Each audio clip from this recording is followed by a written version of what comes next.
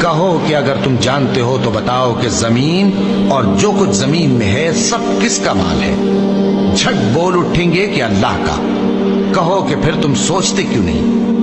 ان سے پوچھو کہ 7 آسمانوں کا کون مالک ہے اور عرش عظیم کا کون مالک ہے؟ بے ساختہ کہہ دیں گے کہ یہ چیزیں اللہ ہی کی ہیں۔ کہو کہ پھر تم ڈرتے کیوں نہیں؟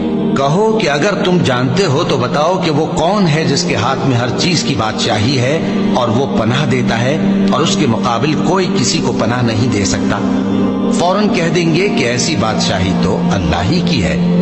کہو کہ پھر تم پر جادو کہاں سے پڑ جاتا ہے؟ بات یہ ہے کہ ہم نے ان کے پاس حق پہنچا دیا ہے اور یہ جو بت پرستی کیے جاتے ہیں بے شک جھوٹے ہیں۔ اللہ نے نہ تو کسی کو اپنا بیٹا بنایا ہے اور نہ اس کے ساتھ کوئی اور معبود ہے۔